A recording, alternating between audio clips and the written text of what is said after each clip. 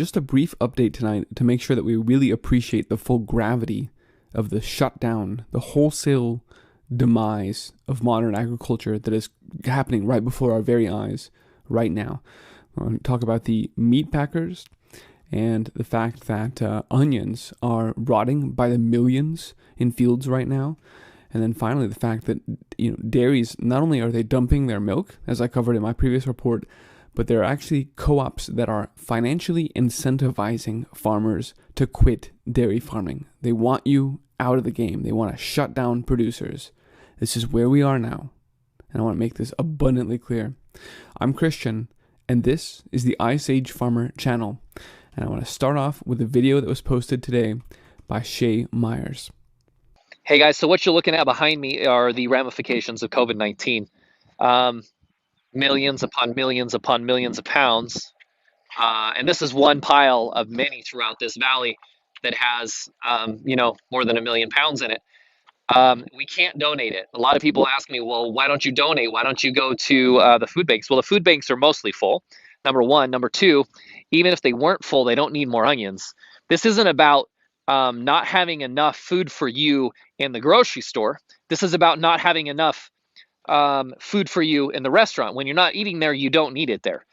The way I've been describing it to a lot of people that aren't as accustomed to the normal supply chain is that imagine a freeway that's connecting the farm to the city, okay? And that freeway has this massive bridge that goes over a massive river, and that bridge gets knocked out. If that bridge is knocked out, you can't rebuild immediately. Now, are there other routes to get there? Yeah, but it takes longer. And if it takes longer, that means the normal product that's in that supply chain cannot make it. And that's what we're seeing today. Normal shipments in the United States, loads of onions, normal US consumption is 350 loads a day. We saw sub 200 shipments, 200 loads per day, every single day last week. And the most recent number that I've seen is 127. 1/3 of the normal US consumption of onions is being shipped. That's the shift in the supply chain. That's why you're seeing milk being dumped, tomatoes being dumped, squash in Florida being dumped, flowers being ruined and wasted. Everything has this normal supply chain, this normal route, this normal freeway, and those bridges are out. And that is a ramification. And so again, Shay puts it quite well as one of the largest onion growers in the nation, that the bridge is out. There's no way to get products to market. This is the same thing we've heard from the beef, from ranchers, and it's the same thing we're hearing from dairy farmers who've been asked to step down their production and to dump milk in many cases.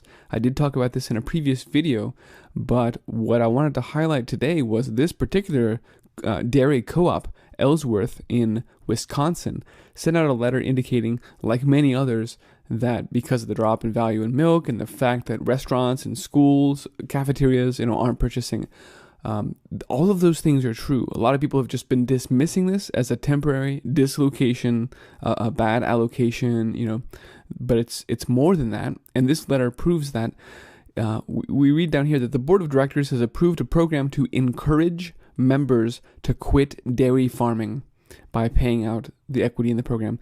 They must sell off their cows to someone outside of the co-op by April 15th. In other words, you have 1 week to exit this industry, to stop being a producer, to retire and get rid of your cows altogether. The urgency of that recommendation and the gravity of the situation is just appalling. And everyone is caught up in this whirlwind of fear and the pandemic is all that anyone is talking about in the media. And you see people are whipped into a frenzy. And so in that state, they're more likely to make poor or even irrational decisions. And to see the dairy industry shutting down like this, literally selling off their herds within a week, how quickly can they gut the food supply of a nation? Well, we're watching it in real time, and the answer is pretty damn fast in this modern era. Of course, they have ready for us cockroach milk and other dairy alternatives. We saw Starbucks blaming dairy as their carbon footprint scapegoat. It's been an all-out war on dairy farmers already to date, But now this is really escalated to literally paying them to stop producing. That's just where we are now. Now, the same situation is true, as I said, across 3 different vectors tonight. The onions, where they can't get to market, the dairy, where they're incentivizing people to quit, and then here with the meat processors shutting down. Ranchers have no place to take their beef or their pork in many cases to get it slaughtered. And we can read down here, zoom in. Most processors I work with have seen a significant increase in worker absenteeism, so they're not able to run their production lines as quickly as possible. Their boning lines, everything is shut down, slowed down minimally. Whether that's due to the actual virus, the actual sickness, or childcare issues because the schools are shut down, which I just want to point out that would be a side effect of the government totalitarian response, or even fear of contracting the disease, which I just want to point out would be a side effect of the media overhyping this disease completely, is unclear. In other words, most of what's going on now has nothing to do with people that are sick. It's because of these ridiculous shutdowns imposed by the government and the media hype that's actually causing these food shortages to materialize. That's what's making the situation go critical right now. In some cases, the decline in available workers is severe. And that caused Carrie on Twitter here to comment, why can't we take care of this? Can't we declare a national disaster and make sure that we're able to process this? Because otherwise there are a number of problems, from the fact that we're putting ranchers and farmers out of business to the, as one euphemism put it, significant animal welfare problems that are caused when you have a backup of animals that can't go to slaughter, and so that you don't maybe not have food for them, you may not have space for them. This is causing problems. It's a logjam throughout the production supply chain. And then she goes on to say, don't you realize we're in a position right now where we're going to have to start dumping beef, just like you see people dumping milk right now, if we let this monopoly continue. And that's not rhetoric, ladies and gentlemen. We saw that this was actually the case in New Zealand as well, where butchers were left off of the critical infrastructure list. They were not designated as essential, which is just ridiculous. And so as a result, they had stocked up on millions of dollars of meat and were forced to throw it away in many cases, which is just a sad use of resources. Now look at this release from Tyson, which is of course one of the largest meat production companies in the world, certainly in the United States. And their update here today says they've added precautions like taking the temperature of workers at our locations before they enter our facilities. And while that's being done with a thermometer right now, we're even adding infrared temperature scanners throughout the factory, so we can just immediately tell if someone gets a fever and send them home. Well, this is actually, I just have to point out, this is a lot like what Kudlow was saying would be true for everyone in the United States today. In this rather scary article, U.S. economy will reopen, but there are going to be big changes. Larry Kudlow, goes on, economic advisor to Trump, goes on to say, even after we return to work and school, we're probably going to have big changes. You're going to have to stay home if you have any signs of sickness, notably a temperature, and then we're going to face widespread and ongoing testing, and you will submit to routine temperature taking. Although it sounds like they'll just have infrared scanners, like the drones in China, and like the Tyson production facility. But I digress from the food production, and if I tried to cover every aspect of the totalitarian overreach, well, this video would go on far too long. So back to Tyson. Do they actually care that their business is slowing down and gradually shutting down the actual meat production? No, they do not, because for years, in fact, this begins back in 2016, they've been making strategic and significant capital investments in fake meat, in lab-grown meat, in plant-based products. As I said, this is 2016. Tyson is making investments in the fake meat space. This is 2018. They continued to make those investments and then spin up internal plant-based lines. I've talked a lot about this before. And then even just last year, they introduced a new half beef, half pea burger, as if they knew somehow that they would need to shore up this declining supply of beef with something so that they could keep burgers going into grocery shelves. In fact, they've been way ahead of this whole situation, haven't they? Somehow they knew, but it's because it was planned. This was an agenda. This is a pandemic. It aligns completely with the UN IPCC's recommendations for land use and food production.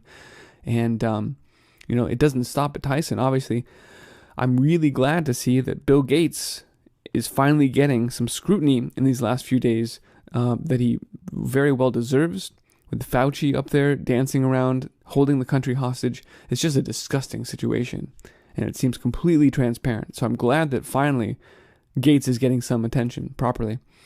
But we need to step back and remind ourselves that Gates is equally involved with agriculture as the health situation. So the guy is literally funding 11% of the World Health Organization's budget, and he's making equally large investments in agriculture to take over everything. Here's a piece this year called Toxic Agriculture and the Gates Foundation, talking about how the $46 billion Gates Foundation has been going around buying up every seed company that they can find. In fact, I'll just read from the article. The Gates Foundation has rapidly become the most influential actor in the world of global health. We knew that. He's basically running the World Health Organization now. And in agricultural policies. Yes, he's there too. Remember, the food chain reaction game was the other simulation, like Event 201, that talked about food shortages that would result from an outbreak like this. And here we are now, seeing it materialize. The foundation, the Gates Foundation, is working with agri-commodity Cargill to develop the soya value chain in southern Africa. And what that means is they'll be bringing GMO crops in there. The Gates-founded project will likely enable Cargill to capture a hitherto untapped African soya market and eventually introduce genetically modified soybeans down there as well. Finally, they will take over all food production, as has long been their goal for hundreds of years. More than 80% of Africa's seed supply comes from millions of small-scale farmers recycling and exchanging seed. It's for that reason that he started Ag One, a new effort to take over all agriculture and use genomic mapping and AI to actually scan the solution space of seed genes and come up with varieties that they own, that they take the best aspects from any seed in the world and then they patent it. But it's here's the part. Bill Gates and others have opened the door for multinational companies to come in, including the acquisition of every mentionable, sizable seed enterprise on the African continent. They are buying it all up, hoovering up everything, so that just as Tyson did, right? Tyson bought up all meat production, and now they're replacing it with fake meat. And that's exactly what's happening here. They're buying up all the seed production, and they're doing their genomic mapping, and they will replace real heirloom genetics with their transhumanist seeds. It's a crazy situation, but this is what's playing out right now. Gates Foundation, yes, is a heavy pusher of both agrochemicals and patented seeds. So this is just a continuation of the Rockefeller weaponized USDA, again, for hundreds of years. This has been it's been a part of the War Department, part of the policy that was pushing toxic agricultural practices out to the rest of the world from the US. I wanted to also point out this gated development essay on whether the Gates Foundation is a force of evil or not. And I don't think we need to really talk about that here. It's pretty clear that they're doing terrible things to the world food supply and the world's health situation. So, folks, I'll leave it there because I really just wanted to highlight the fact that that it's both crops and then the meat production, beef and pork and poultry all. And then again, that the dairy is not just dumping their milk. This is not a temporary supply chain interruption. They're incentivizing people to shut down. This is a wholesale demolition, a controlled demolition of our food supply. And I hope you're taking steps today and every day to be able to produce your own food and grow a community around you that is doing the same thing and working together. Please pass on this warning. I would love for this not to be true. Every day I look for signs. Are we reading too much into this? But it just gets worse and worse. And now we see they are buying out dairy farmers, trying to get them to stop producing for good. This is like when the Port of LA suffered a 40% volume decrease on their containers. and that was a temporary interruption. But at the same time, they announced that they laid off half of the dock workers, which was a permanent situation. So while we can stay, let's hope for the best. Let's hope these things pass, but let's prepare for the worst, because we certainly see the moves that are being made are for good. They are shutting this whole system down. Thanks for watching, folks. Let's go build great things.